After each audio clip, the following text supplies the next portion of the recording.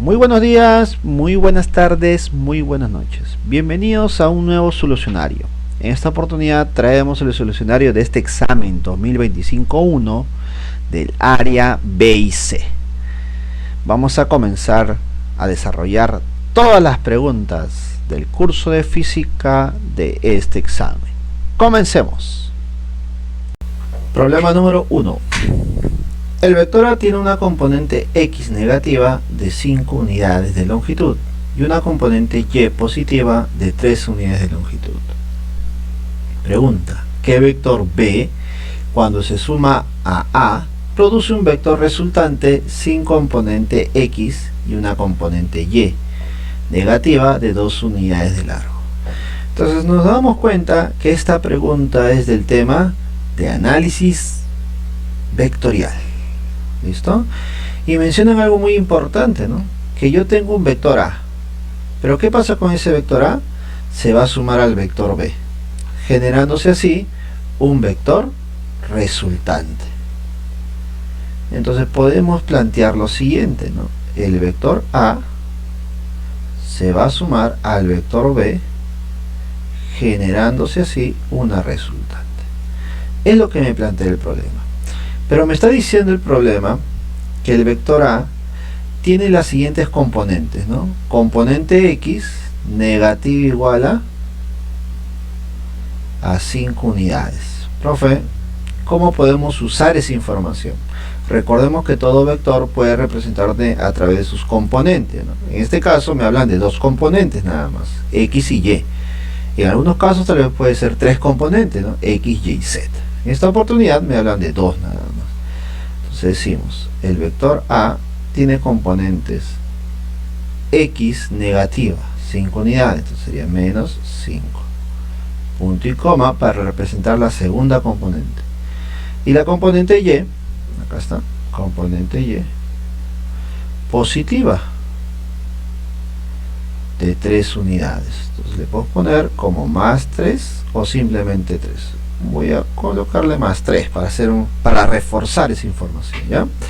Y le debo sumar un vector B que no me indican cuál es, que debo calcular, de tal manera que la resultante también tiene sus propias componentes, ¿no? La resultante tiene componente, bueno, me dicen sin componente en el eje X. ¿Qué significa que no tenga componente en el eje X? Que su valor es 0, ¿no? 0, punto y coma, segunda componente. La segunda componente es una componente en Y, listo, negativa 2 unidades, negativa 2 unidades, sería menos 2.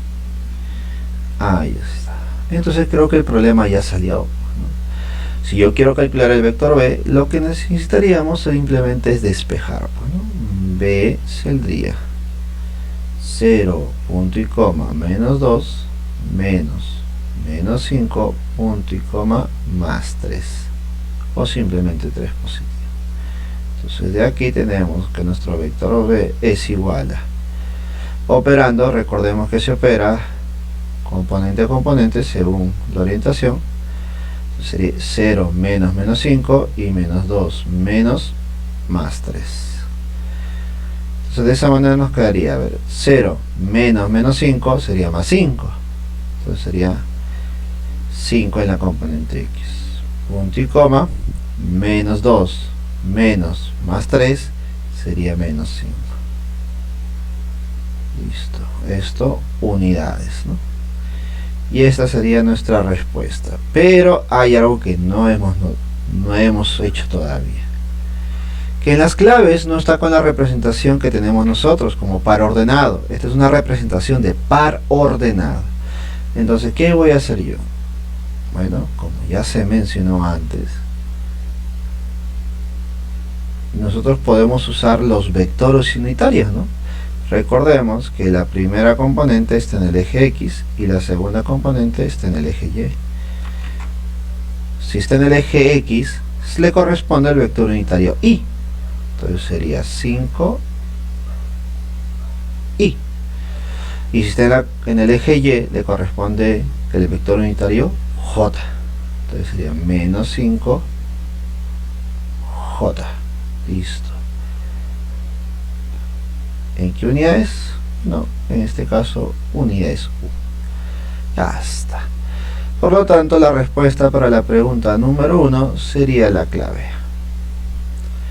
Pero algo adicional, ¿no? ¿Qué hubiese pasado si no me hubiesen pedido el vector B? Si no se me hubiesen pedido la magnitud del vector B.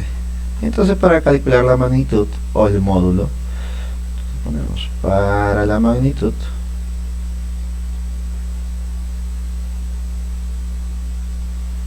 o módulo, podemos decir el módulo magnitud de B sería raíz cuadrada de la componente en X, que sería 5 al cuadrado, más la componente en Y, que es menos 5 al cuadrado. Y claramente esto nos quedaría 5 raíz de 2 unidades. Esto sería el módulo de B. Por si acaso, si en un futuro problema nos hablan de módulo de un vector, lo podemos calcular aplicando el concepto de Pitágoras. Pregunta número 1, resuelto. Ahora nos vamos a la pregunta número 2. Dice así: una persona desplaza un bloque de 25 kilogramos de masa a velocidad constante. Recuerden, esto es un dato muy importante: velocidad constante. La fuerza que le aplica es de una magnitud de 34 newton. Es decir, la persona está jalando con una fuerza de 34 newton, formando un ángulo de 30 grados respecto a la horizontal, como se muestra en la figura. Si la superficie horizontal es lisa, otro dato importante, ¿cuál es la magnitud de la fuerza normal que ejerce el piso sobre el bloque? Me están pidiendo la fuerza de reacción normal. Y creo que la gran mayoría que ha revisado preguntas de dinámica o estática sabe que si quiero la fuerza de reacción normal, debo analizar el eje perpendicular al movimiento del cuerpo. Y indiferente si es que es estática o dinámica, lo principal es el DCL, diagrama de cuerpo libre. Y eso es lo que voy a hacer en este problema. Comenzaremos haciendo el diagrama de cuerpo libre para ese bloque. Listo, acá está nuestro bloquecito. Y diremos, la primera fuerza, la fuerza F. Listo, que ya me la dan, pues, ¿no? Esa fuerza F tiene un valor de 34. Listo. Ahora, grafiquemos la fuerza según el orden de jerarquía, creo yo, para no olvidarnos, ¿no? La más importante, que siempre va a estar presente, la fuerza de gravedad. Recordemos que la fuerza de gravedad es igual a la masa por la gravedad. Como la masa es 25 y la gravedad es 10, podemos decir que es 250 newton. Ahora recordemos que debido al contacto con el piso o con la superficie tenemos una reacción normal, que es la que me están pidiendo a mí. Información muy importante que tú debes saber es que esta reacción normal es perpendicular. ¿Listo? Ahora, alguno podrá decir, profe, la normal es 250 y te emocionaste, la clave es la D. Pero debes recordar algo, ¿no? No basta solamente analizar el peso y la normal, sino que debes revisar todas las fuerzas que estén en el eje perpendicular al movimiento. Profe, ¿entonces no sale 250? No necesariamente, porque vemos que hay una fuerza de 34 también presente y es inclinada. Y eso es muy importante, pues, porque a la hora de hacer el DCL es identificar todas las fuerzas. El siguiente paso es tener a todas las fuerzas, o mejor dicho, descomponer todas las fuerzas de tal manera que sean paralelas al movimiento o perpendicular al movimiento. Y ahí viene el dato que nos da el problema, ¿no? Nos dice que la velocidad es constante, ¿listo? Y se está moviendo en una superficie horizontal lisa. Entonces yo digo, este cuerpo se está moviendo con velocidad constante. Importante ese dato. Otra forma de decirte que la velocidad es constante, a veces ha ocurrido en examen de admisión, es que te dan a entender que el movimiento es lento. ¿no? Te pueden decir, ¿no? Un cuerpo se mueve lentamente en una superficie horizontal lisa. También es viable, ¿ya? También es válida esa información, ¿ya?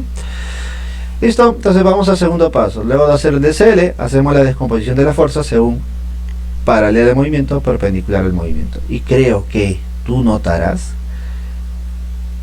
que ese 34 newton lo voy a descomponer en una componente horizontal y en una componente vertical, haciendo uso del ángulo θ, que vale 30 grados. Entonces, recordando un poquito el triángulo de 30-60, tú debes saber que esto es como un 2K, esto es como K, y esto es K raíz de 3. Yo sé que te acuerdas, así que en base a esa lógica yo digo 34 es igual a 2K. Entonces, ¿cuánto vale K? 17. Entonces 17 newton hacia arriba.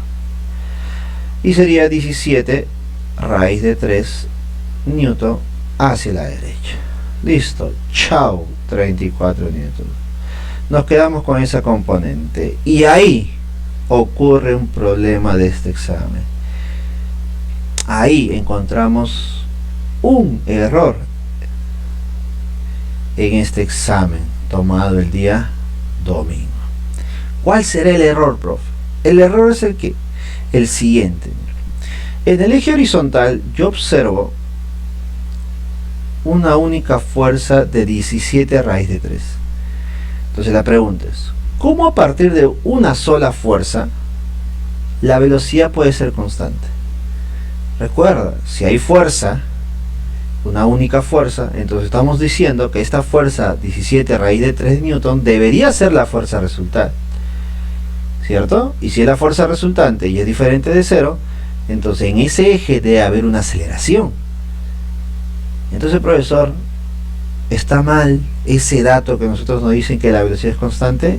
Sí, es erróneo. Entonces no es constante la velocidad,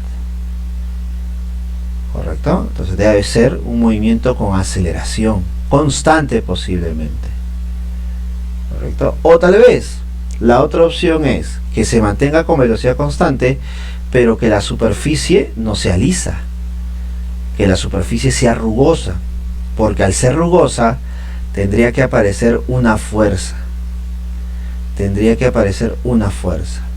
una fuerza de fricción, y esa fuerza de fricción sería una fuerza en contra del movimiento, y sería una fuerza de fricción cinética, ¿correcto? Es la otra posibilidad. Entonces nosotros tenemos que asumir algo, pues, ¿no? A pesar de que existe un error, y ya te vas a dar cuenta que este error no ha influenciado en tu respuesta final, ya que la normal está en el eje vertical y no horizontal, entonces vamos a eliminar uno de esos datos. Voy a considerar que este dato está erróneo. ¿Listo? Al ser erróneo, entonces yo voy a decir, voy a hacer el análisis igual, por si acaso, porque la idea es que no te quedes con las dudas, ¿no? Voy a decir, en el eje X, ¿qué se cumple? Como la velocidad es constante, podemos decir que la fuerza resultante es igual a 0. Y en el eje X, eje horizontal, podemos afirmar que las fuerzas que van a la derecha deben ser iguales a las fuerzas que van hacia la izquierda. ¿Listo? ¿Quién va hacia la derecha? 17 raíz de 3. ¿Quién va hacia la izquierda? La fuerza de fricción cinética. ¿Listo? Entonces, eso obtengo del análisis del eje X. Profesor, pero eso no me piden. Claro, no te piden eso. Entonces, ahora vamos al eje Y, o el eje perpendicular al movimiento.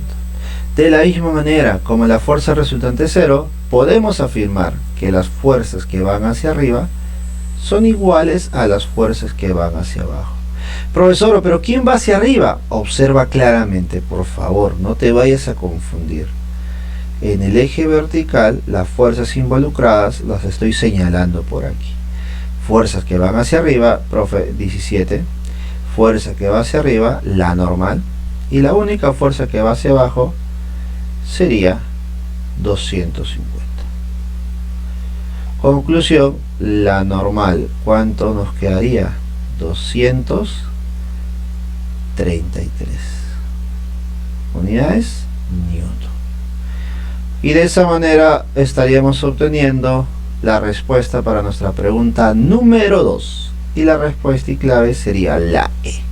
233 newton. ¿Listo? Ahora, vamos a proyectarnos para los que nos están viendo para el examen próximo, que tal vez se pueda usar. Si yo ya tengo la normal, sí o no que esa normal me puede ayudar a encontrarla, podemos relacionarla a la fuerza de fricción cinética. Claro que sí, porque recordemos que la fuerza de fricción cinética es igual a mu cinético por la normal. Como tú ya tienes la normal y ya tenemos la fricción,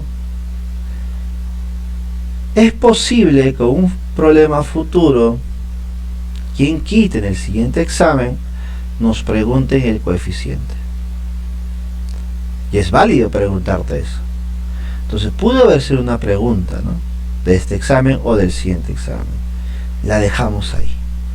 Tal vez en algún momento lo podemos usar.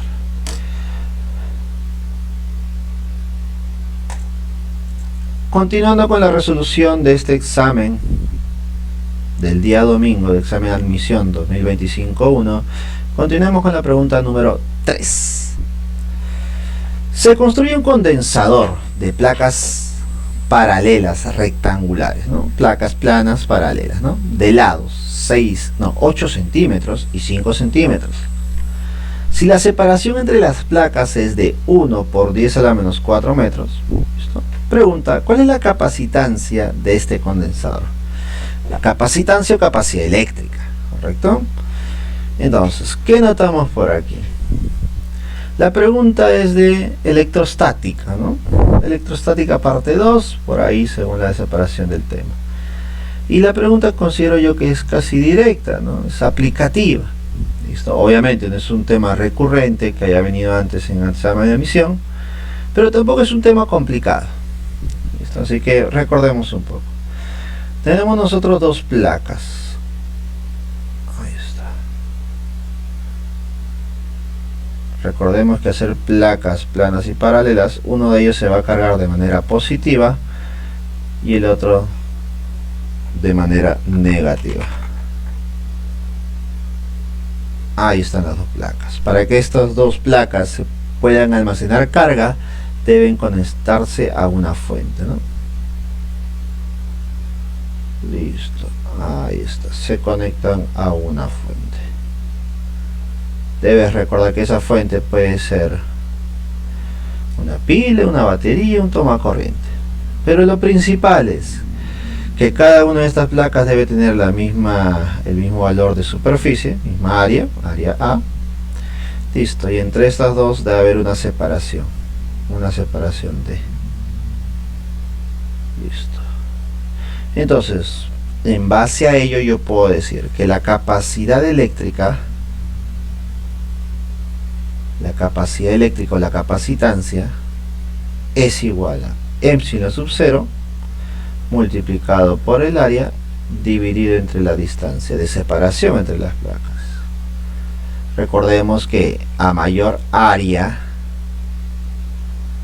habrá mayor capacidad de almacenar carga, y a mayor distancia su capacidad se reduce,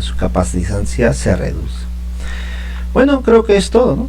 Reemplacemos y resolvamos el problema. A ver, epsilon sub 0 vale 8,85. Recuerden que ese tipo de datos nos lo van a presentar en el examen, ¿no? Por 10 a la menos 12. Por el área. Aquí tal vez la pequeña dificultad que es calcular el área, ¿no? Pero tampoco es muy grande, ¿no? Recordemos que el área de ese rectángulo sería lado por lado, que sería 8 por 5. Y eso sería 40. Pero ¿en qué unidades? Porque también es importante. 40 centímetros cuadrados. Ahora, recordar que según el sistema internacional deberíamos trabajar en metro, ¿correcto? Entonces, para poder convertirlo al metro, multiplico ese 40 por 10 a la menos 4. Listo, y ya está convertido a metros cuadrados. Recordemos que para pasar de centímetros cuadrados a metros cuadrados multiplicas por 10 a la menos 4. Si yo quiero pasar de centímetros a metros, multiplicas por 10 a la menos 2.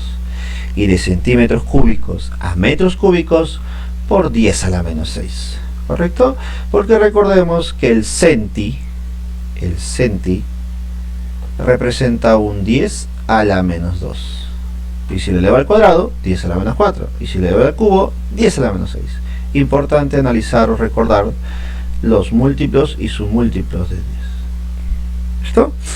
Entonces, como ya tenemos el área, reemplazo por aquí. 40 por 10 a la menos 4.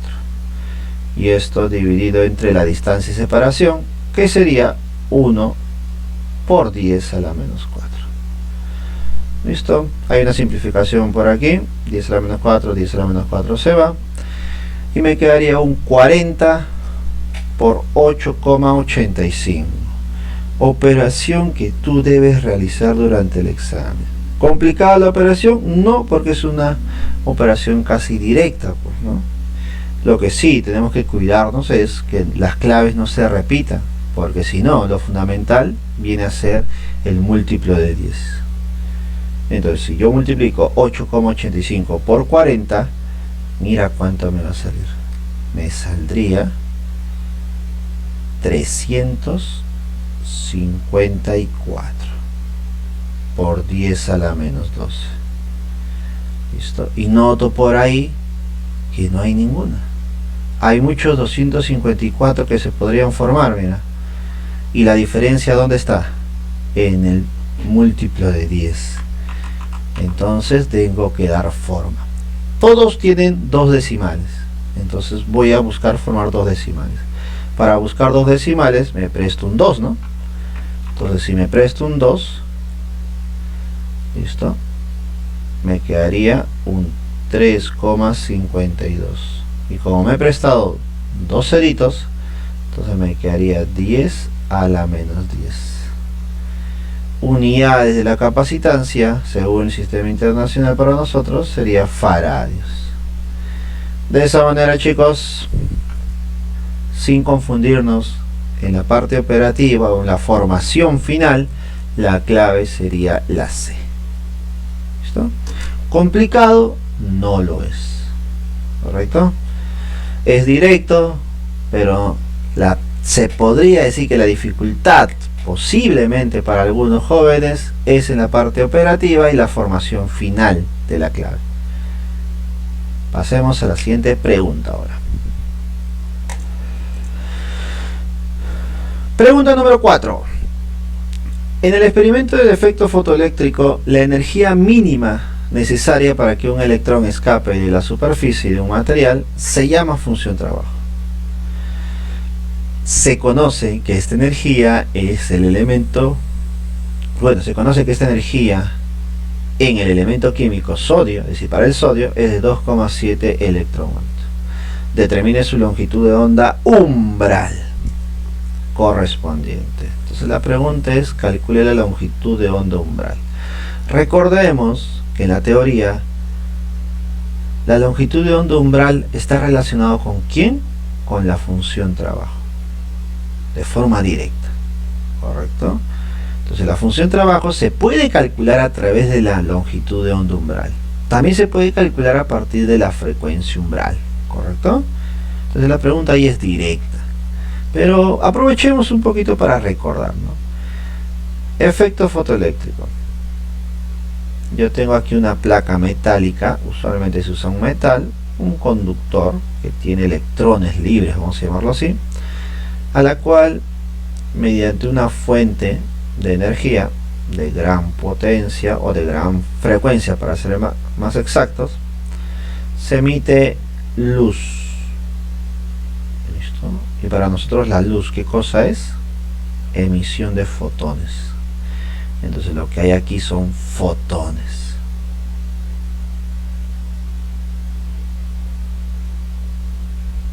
¿Listo? Según nuestro amigo Planck, lo que son los fotones son lo que se emiten a partir de la luz. ¿Ya está? Ahora, cada uno de estos fotones lleva consigo una cierta energía de los fotones. Y con esa energía de los fotones ingresa a nuestra placa metálica, al metal. ¿Listo? Y debido a la energía que absorbe este metal, que viene del fotón, se va a generar liberación. ¿Liberación de qué, profe? Liberación de electrones. ¿Listo? Estos electrones, al ser liberados, también se les conoce como fotoelectrones.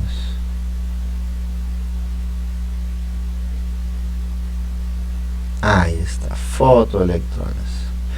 Listo, y la explicación de todo este proceso mediante la energía lo hace nuestro amigo Einstein, ¿no? Con la cual obtiene un premio Nobel, ¿no? La explicación tampoco es compleja, pero para la época obviamente es algo importante. ¿Listo? Es sumamente importante.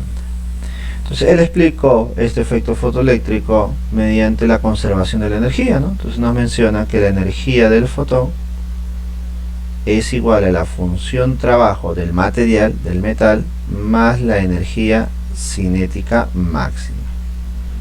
Listo. Entonces, esta es la ecuación de Einstein, la ecuación del efecto fotoeléctrico. Ahí está. Donde tú debes recordar, ¿no?, que la función trabajo depende únicamente del metal. ¿Listo?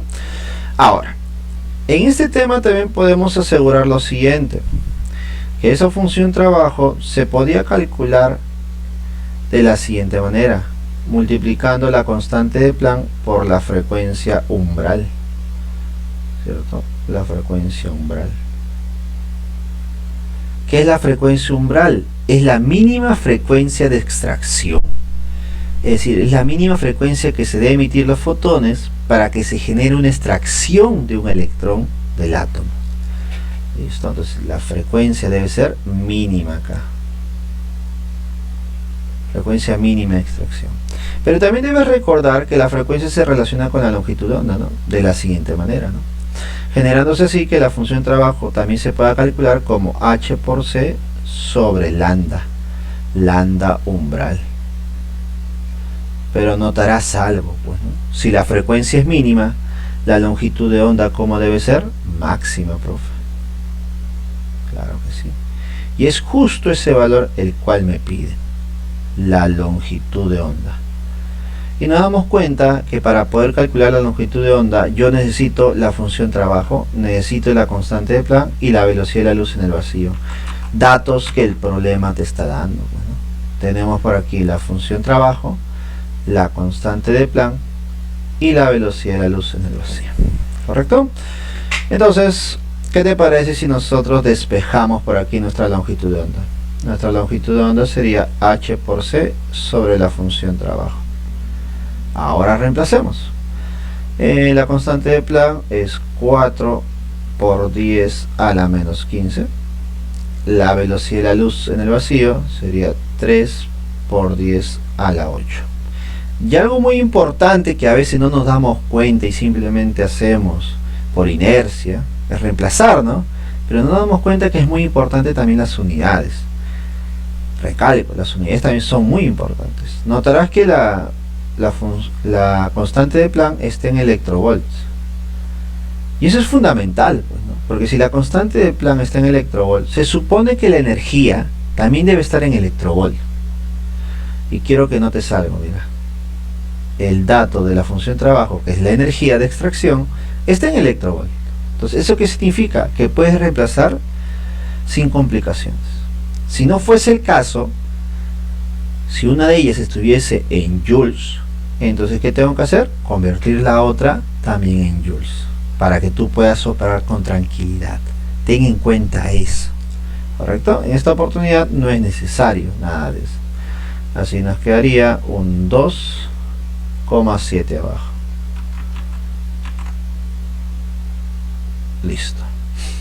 A ver, entonces haciendo una operación tranquila por acá, mira, este 2,7 lo voy a poner como 27 por 10 a la menos 1, ¿correcto? ¿Para qué, profe? Para poder simplificar, mira, tercia 1, tercia 9, hasta del C9. Entonces, ¿cómo nos quedaría a nosotros? La longitud de onda sería 4/9 por 10 a la menos 15 por 10 a la 8 sería 10 a la menos 7. Entre 10 a la menos 1, que subiría como 10 a la 1, sería 10 a la menos 6. 10 a la menos 6. Listo. Pero noto que todas mis respuestas están con 10 a la menos 7, mira. Por lo tanto, sigo dando forma. ¿Listo? Ahora, ¿por qué estoy haciendo eso? Porque ya nos hemos dado cuenta que es muy importante la forma del múltiplo de 10. Es sumamente importante. Y más aún cuando yo veo que voy a dividir entre 9, ¿no? Si vas a dividir entre 9, dime, tú sabes que no te va a salir exacto, ¿cierto? Es un periódico puro. Por lo tanto, yo puedo representar esto como 40 por 10 a la menos 7. Y esto sobre 9.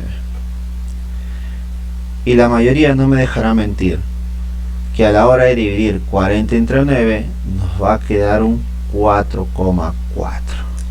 ¿Listo? Aproximadamente, ¿no? Aproximadamente un 4,4444444. Pero según las claves lo voy a dejar con un solo decimal. Y esto por 10 a la menos 7. Unidades metros. Y de esta manera, chicos, la pregunta número 4 nos sale la clave B. Un 4,4 por 10 a la menos 7. ¿Listo? Tema, o bueno, mejor dicho, pregunta no muy complicada a la hora de resolver. Directa, para los que recuerdan la teoría. ¿Listo? De esta manera pasemos a la siguiente preguntita.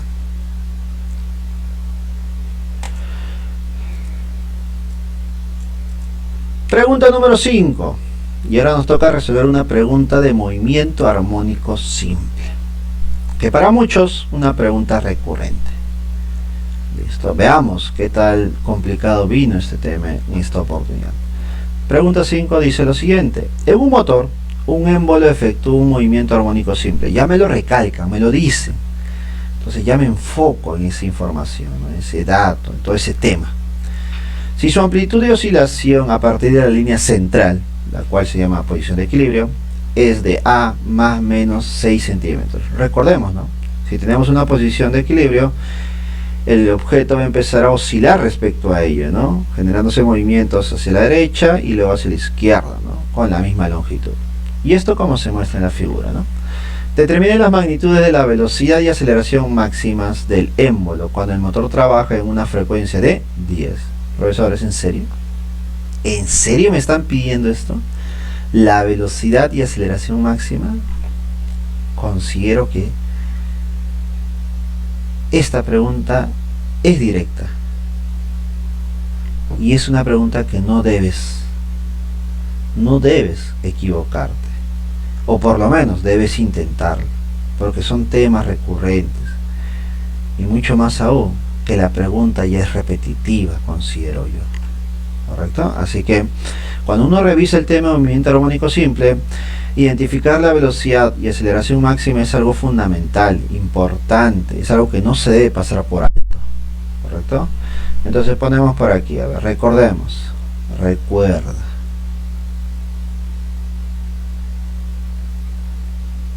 Para el movimiento armónico simple, la velocidad máxima se puede calcular multiplicando la magnitud, en este caso, la frecuencia angular por la amplitud, y la aceleración máxima se puede calcular como la frecuencia angular al cuadrado por la amplitud.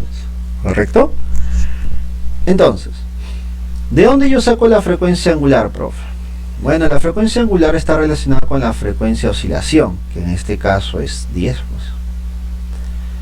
¿Listo? Entonces también debes recordar lo siguiente, que la frecuencia angular es igual a 2pi por la frecuencia de oscilación. Profesor, también usted me mencionó en alguna oportunidad, tal vez por ahí, que la frecuencia angular es igual a 2pi sobre el periodo, ¿no? También es válido, por si acaso. También es válido. ¿Correcto? En esta oportunidad simplemente voy a usar 2pi por la frecuencia, que sería, a ver, como la frecuencia es 10, sería 20pi. obviamente en radianes por segundo, si quiero recordar las unidades. Listo, con esta información voy a reemplazar. Primero, la rapidez, bueno, la velocidad máxima, su magnitud, sería 20pi por la amplitud. Según el problema, la amplitud es de 6 centímetros. Profe, ¿debe estar en metros? Obviamente.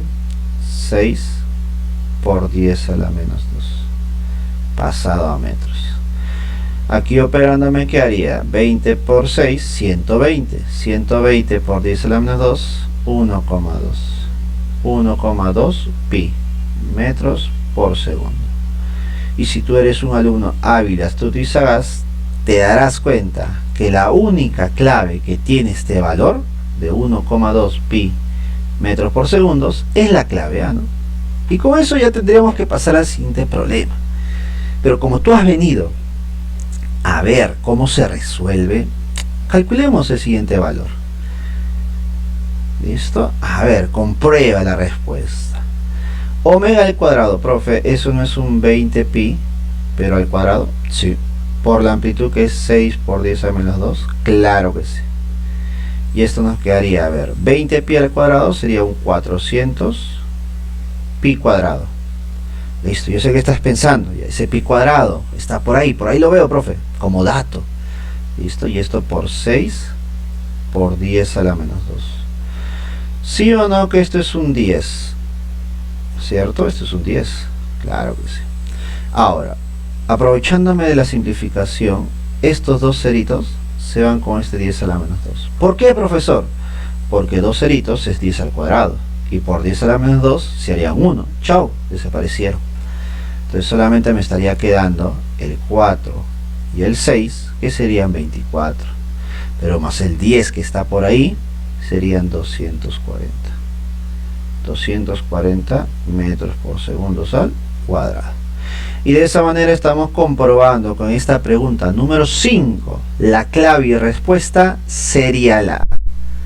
¿Listo? Complicado no lo es, pero igual tenemos que hacerlo en un tiempo corto, rápido, porque recordemos que en un examen de admisión el tiempo apremia. Uno tiene que aprovechar este tipo de preguntas para desarrollar en el menor tiempo posible.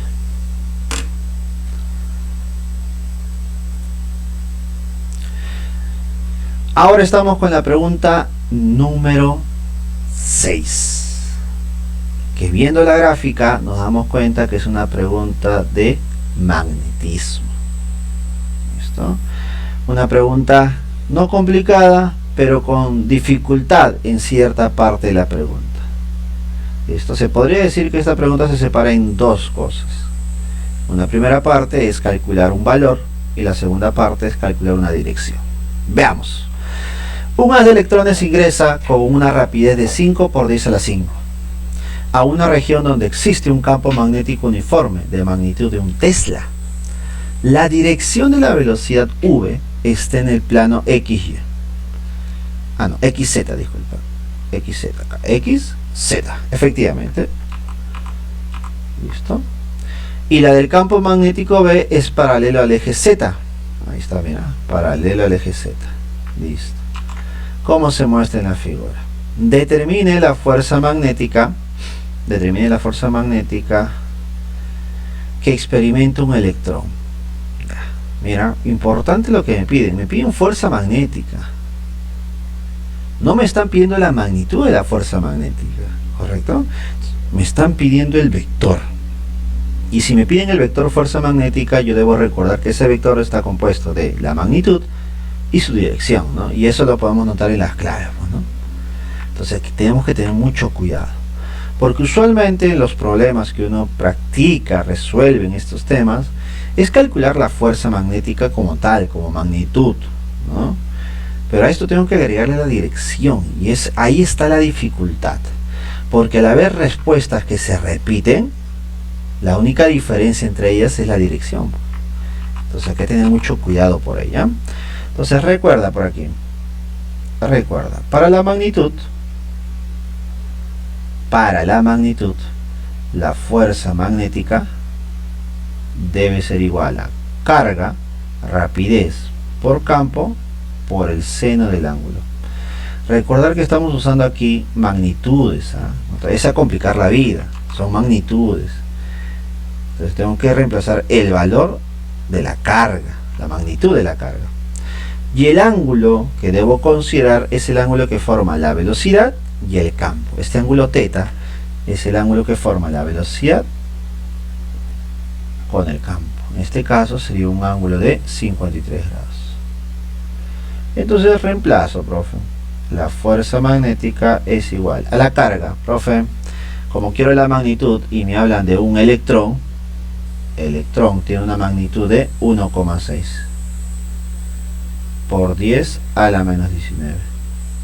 La rapidez, profe, la rapidez es de 5 por 10 a la 5. El campo, profe, el campo magnético según el problema es 1. Uy, menos mal, 1, mira, ahí está. Por el seno de 53. Sabemos que el seno de 53 es 4 quintos. Ahí está. Haciendo nuestra simplificación, 5 y 5 se va y me quedaría este 4 por 1,6. 4 por 1,6, ¿cuánto es, profe? 4 por 1,6 lo debes saber tú y es 6,4.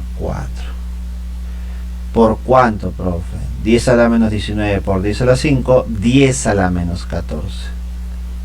Unidades Newton. Listo. Y se prendieron las alarmas. Pues pasó lo que habíamos mencionado, ¿no? Lo que habías deducido, ¿no? Que tu respuesta estaba entre la A, la D y la E. Por tener el mismo valor, mira. El mismo valor. Listo. Ahora, la segunda parte es identificar la dirección. Identificar la dirección. Ya está. Entonces, debemos recordar algo muy importante. Que la fuerza magnética obligatoriamente debe ser perpendicular a la velocidad y al campo. Obligatoriamente. Entonces, como la velocidad del campo está en el plano XZ, dime, ¿quién sería perpendicular al plano XZ? Entonces, el que es perpendicular al plano XZ es el eje Y, ¿no? ¿Eso qué significa, profesor? Que tú ya sabes que tu fuerza magnética debe estar en el eje Y. Debe estar en el eje Y. Ahora, ¿por qué te menciono eso? Porque de tus respuestas posibles, que son estas tres, si es que está en el eje Y, tú sabes que el vector unitario que se usa, como ya lo hemos visto en la pregunta número 1, es el vector unitario J. Si fuese en el eje X, sería el vector unitario Y. Y si estuviese en el eje Z, sería el vector unitario K. Listo. Entonces, profesor, noto claramente que la clave D nos indica el eje X, porque tiene el vector unitario Y. Y eso es incorrecto, pues, ¿no? Recuerda que la fuerza debe ser perpendicular al plano formado por la velocidad del campo. Profesor, pero a pesar de ello, igual tenemos dos posibles respuestas, ¿no? El A y el E. Sí, lo sé, que en esta oportunidad no bastó con eso. Pero puede haber otra situación donde esto sea determinante para encontrar una clave. ¿Correcto? Con esa simple característica de la fuerza. ¿Correcto? Es una posibilidad. Ahora, ya si con eso no se puede, vayamos a la teoría, pues, ¿no? Vayamos a la teoría, o lo que has aprendido tú en la teoría, ¿no? Que para identificar la fuerza magnética, o la dirección de la fuerza magnética, haces uso de la regla de la mano derecha. ¿Correcto? Haces uso de la regla de la mano derecha. ¿Correcto? Ahora, también hay situaciones donde se enseña el uso de las dos manos, ¿no? La regla de la mano derecha, o mano derecha para las cargas positivas, y la mano izquierda para cargas negativas, ¿no? Hay esa posibilidad. Ahora, profesor, en esta oportunidad, como ya suele haber enseñado antes a algunos jóvenes, yo uso el método de la pistolita. ¿Correcto? No es el único método. Tenemos también el método de la palma, el método del giro de la mano también. Entonces, hay diferentes métodos que uno puede adoptar como suyo. ¿Correcto? Y todos los métodos nos van a servir para identificar lo mismo. Yo voy a usar la regla de la mano derecha, mejor dicho, voy a usar la izquierda por tratarse de carga negativa, pero con el método de la pistolita, ¿correcto? Voy a poner por aquí mi mano izquierda, voy a tratar de dibujarlo. Listo, vamos a tratar de dibujarlo. Ahí está, mira. El dedo gordito, o el más gordito que yo tenga. Listo, por aquí el dedo apuntando hacia adelante, y por aquí los 3 deditos adicionales, ¿no? Que van a representar ¿qué cosa? Van a representar la velocidad.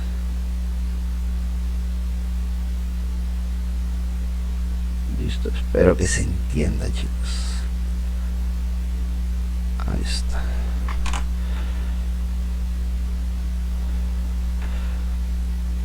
Listo, ahí está, padre, ahí está.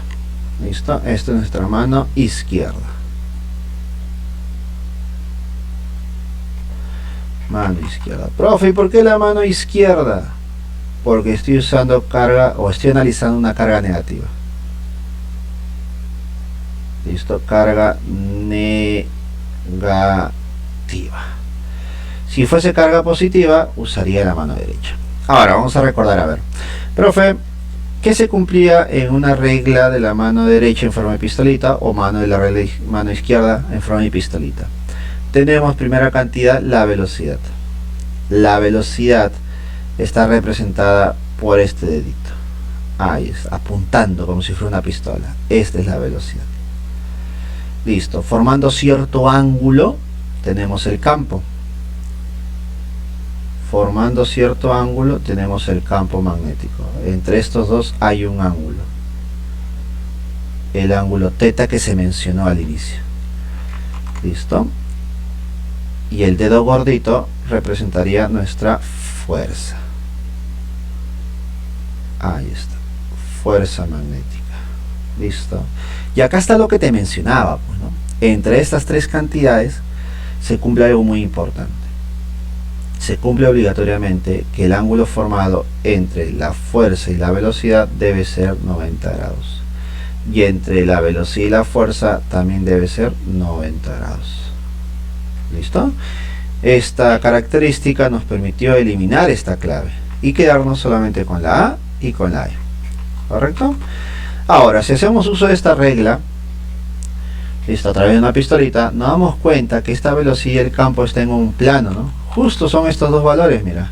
Haciendo girar nuestra manito, llegamos a la conclusión que la fuerza magnética para una carga negativa debe ser hacia arriba. Listo, es como si estuviese girando esta mano mirando hacia adelante, pues, ¿no? Apuntando hacia ti mismo, ¿no? Te apuntas hacia ti mismo, nos quedaría que la fuerza magnética sería hacia arriba. Listo, cumpliendo la característica que ya hemos mencionado, ¿no? 90 grados con el campo, 90 grados con la velocidad. Por lo tanto, si nuestra fuerza magnética está apuntando hacia arriba, entonces nuestro vector unitario que lo representaría es el vector unitario J. Listo. Entonces podemos decir que la fuerza magnética como vector sería 6,4 por 10 a la menos 14, dirección J. Listo, unidades Newton. Y con eso obtenemos que la respuesta para la pregunta número 5 y la clave para marcar sería la clave E. 6,4 por 10 a la menos 14, J. Está en el eje Y. Positivo para ser más exacto, ¿no? Listo, pregunta. Vamos a ponerle de nivel intermedio, considero yo, ¿no? No es complicado, han venido preguntas más complicadas antes. ¿Listo? Pero la dificultad aquí está en la dirección. Y mucha más dificultad porque hay claves similares, pues, ¿no? Entonces eso hace que el alumno empiece a analizar, deducir o dudar en algunos casos, ¿no? Por eso es muy importante practicar este tipo de problemas con el uso de la regla de la mano derecha, ya sea un método de la palma, método de la pistolita o el método del puño. Cualquiera es válido. ¿Correcto? Vamos. Última pregunta, chicos. La última pregunta. Pregunta número 7. Dice lo siguiente. Se coloca una esfera sólida homogénea sobre la superficie de un estanque lleno de agua, en condiciones de equilibrio. Ya está flotando entonces. Las 2/3 partes de su volumen se encuentra sumergida en el agua. Entonces, ahí ya es un problema, ¿sí o no? Hay las 2/3 partes de su volumen sumergido. Ya hay un problema ahí. Luego, con la aplicación de una fuerza externa, se le sumerge hasta el fondo, ¿ya? Y se libera. Si se desprecia los efectos de la viscosidad, ¿listo? ¿Cuál es la magnitud de la aceleración que adquiere al desplazarse hacia la superficie del agua? A ver. Esta pregunta no es tan directa. Incluso podemos decir que esta pregunta se separa en dos temas, ¿no? La primera parte, que es hidrostática, y la segunda parte podemos llamarle dinámica, ¿no? ¿Listo? Veamos la primera parte. La primera parte me menciona lo siguiente: que el objeto está sumergido sus 2/3 partes, 2/3 partes, ¿no?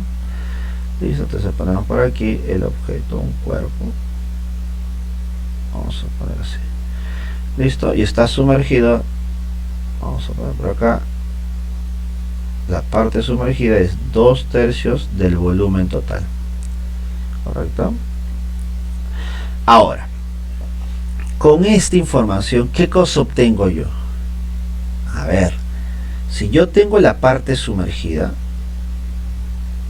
deben recordar una aplicación directa. Al haber un porcentaje sumergido, una parte de ese volumen sumergido, entonces yo puedo decir lo siguiente: que la densidad del cuerpo debe ser menor a la densidad del líquido. ¿Por qué, profesor?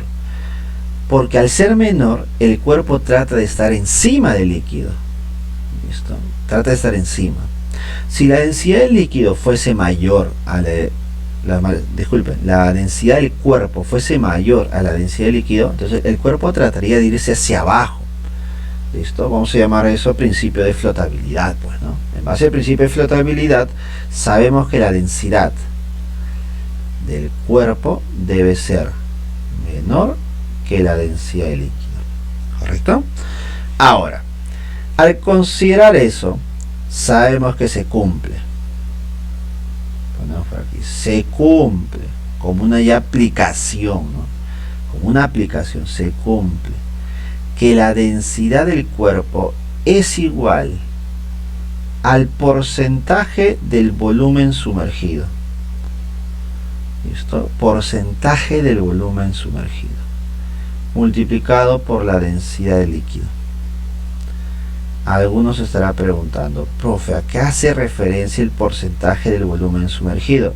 Coloco su segunda representación. La densidad del cuerpo es igual a el volumen sumergido respecto al volumen total, multiplicado por la densidad del líquido. Listo. Ahora, esto nos permite generalizar, pues, porque no sé si han visto problemas donde el cuerpo está sumergido no solamente en un líquido, sino en 2, 3, 4, varios líquidos, tal vez, no lo sé.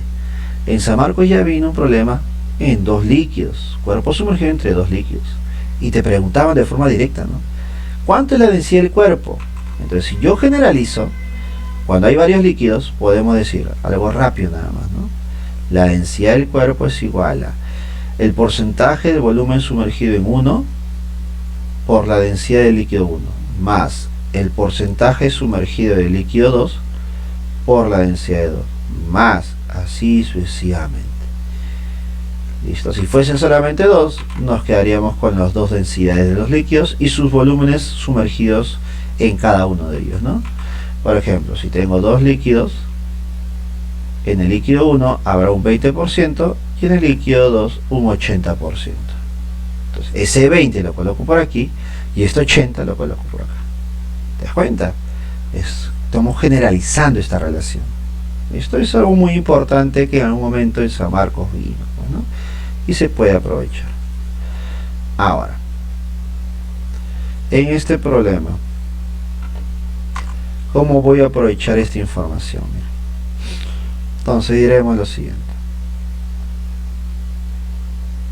como se cumple esta relación, yo diré, la densidad del cuerpo es igual a volumen sumergido entre el volumen total.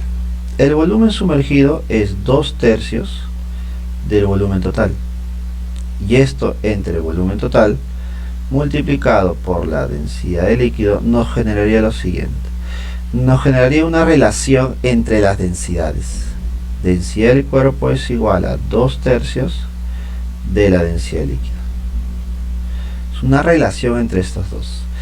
Podemos aprovecharlo tal como está aquí, o simplemente podemos encontrar una relación proporcional a la densidad del cuerpo y la densidad del líquido usando conceptos de aritmética, ¿no? Usando la constante K, ¿no? De proporcionalidad para cada una de las densidades, que también es válido, Veamos la segunda parte del problema.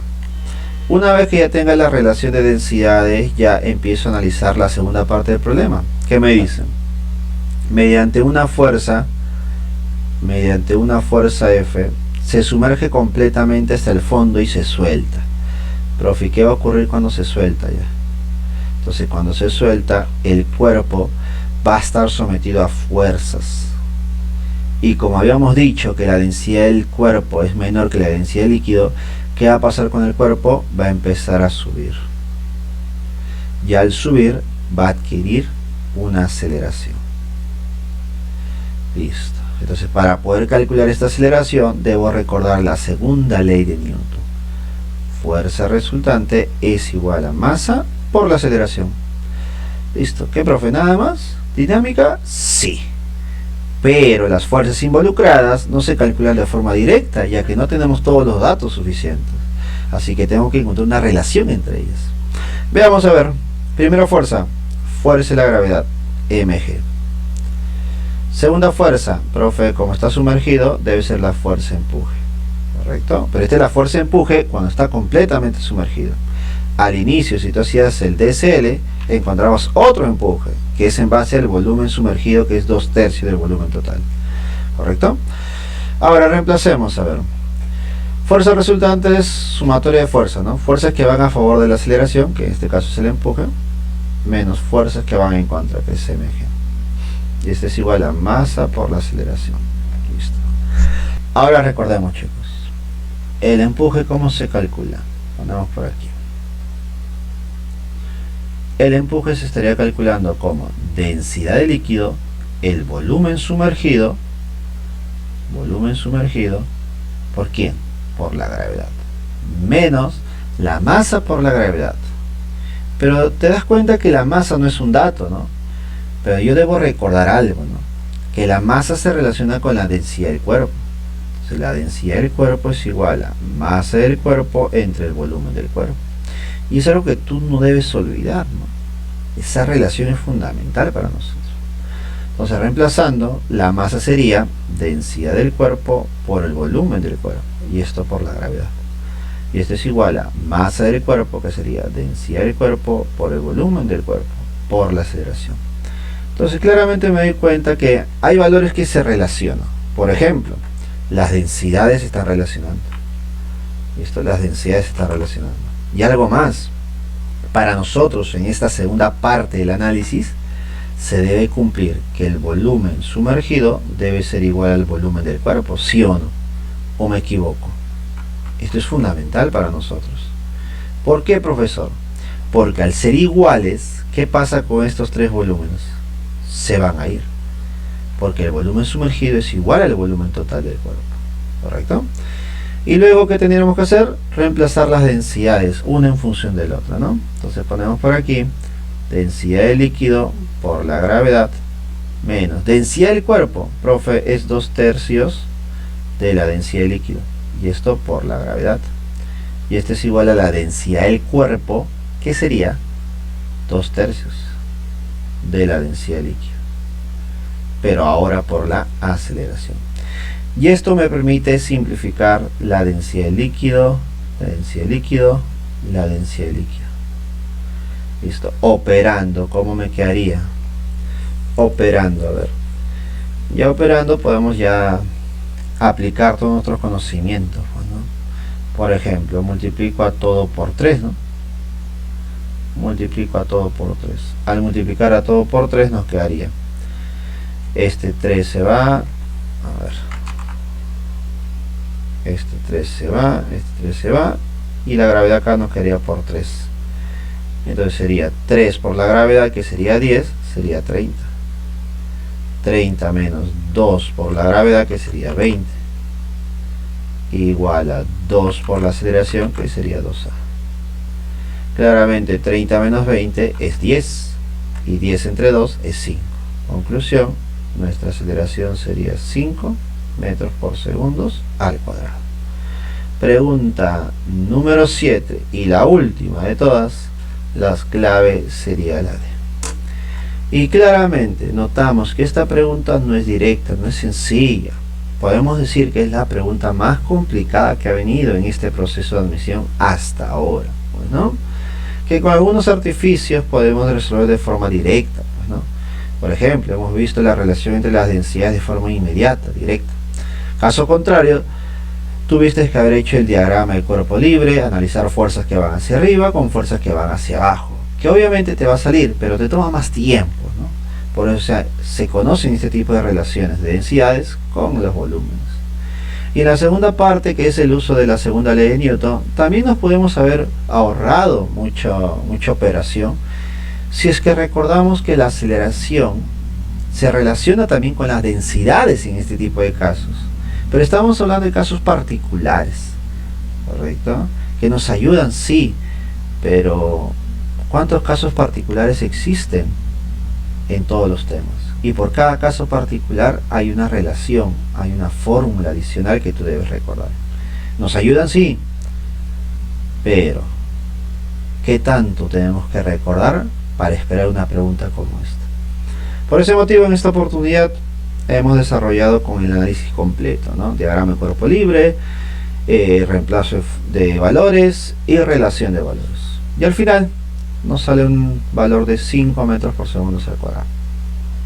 ¿Listo? Con eso hemos terminado las 7 preguntas de este proceso de examen de admisión. Y finalmente ya tenemos todas las preguntas completas, desarrolladas, tal vez no al detalle como se debe hacer, pero sí buscando un poco recordar alguna parte de la teoría, ¿correcto? Y buscando también la parte práctica en algunos casos. ¿Listo? Espero que te haya servido este solucionario del examen de admisión 2025-1, en esta oportunidad del área B y C. ¿Correcto? Conmigo será hasta una próxima oportunidad. Por favor, si te gustó el video y sabes qué hacer, dale dedito arriba, y si no estás suscrito al canal, por favor te agradecería mucho que te suscribas, porque vienen novedades. Conmigo será hasta una próxima oportunidad. Cuídense, chicos, hasta luego, chau.